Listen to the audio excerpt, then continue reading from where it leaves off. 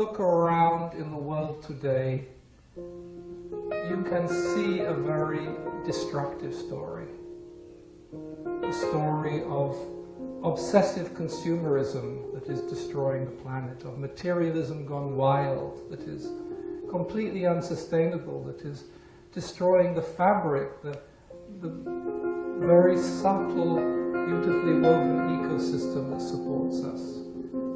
And the great unspoken tragedy of this present time is how this story is destroying the sacred both within the world and also within people's souls. It is a very soulless story.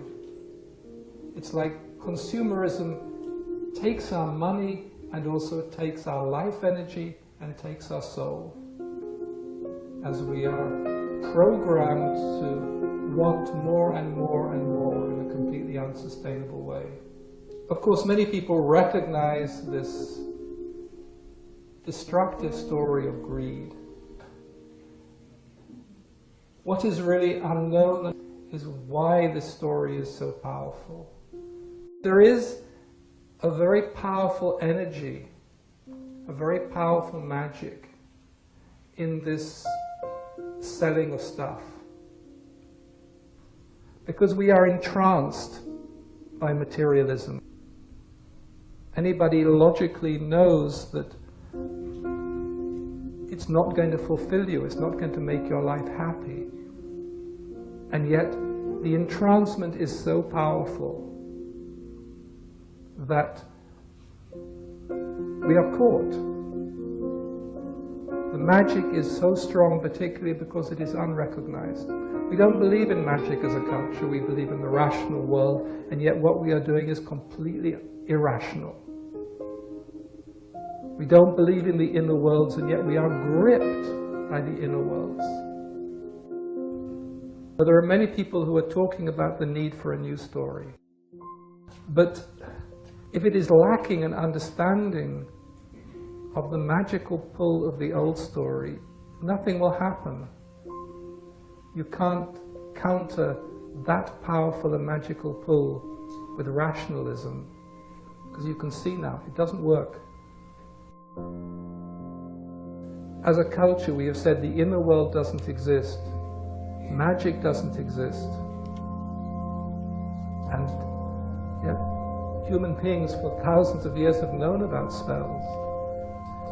Why are those first beautiful cave paintings in southern France of the animals in their archetypal form? Because it was a magical relationship that the hunter was creating with what he was hunting. There was a prayer there, there was a magical relationship. So that's the present predicament. Now there is a new story, yes.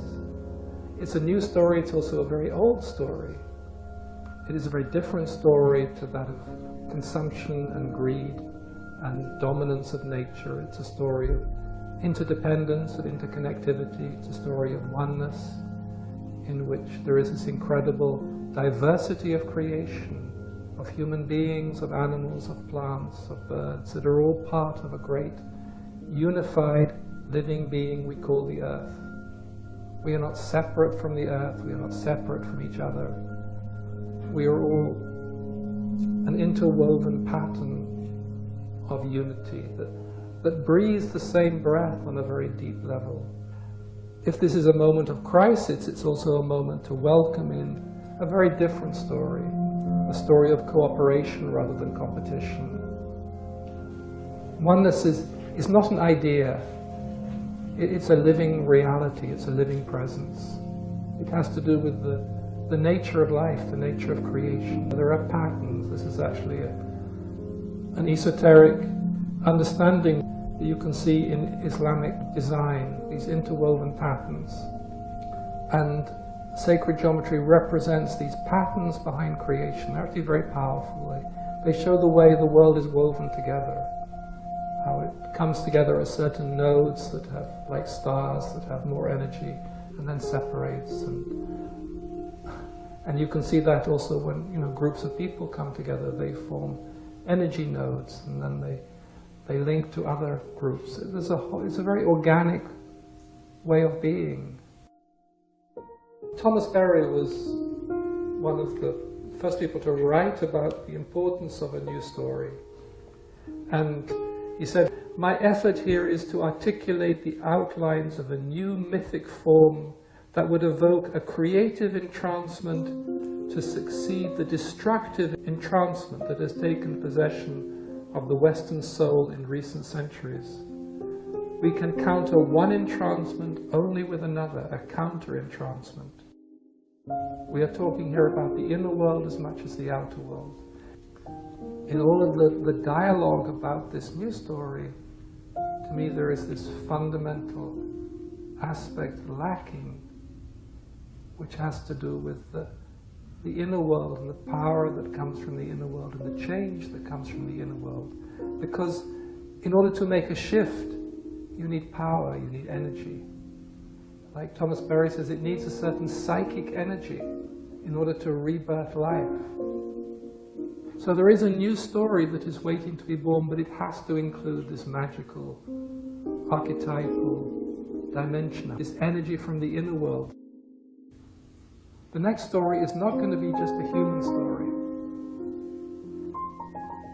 And it's not going to be on our terms, because it's much bigger than us. If there is a new story, it is life's story. And it is being born because life is always being born.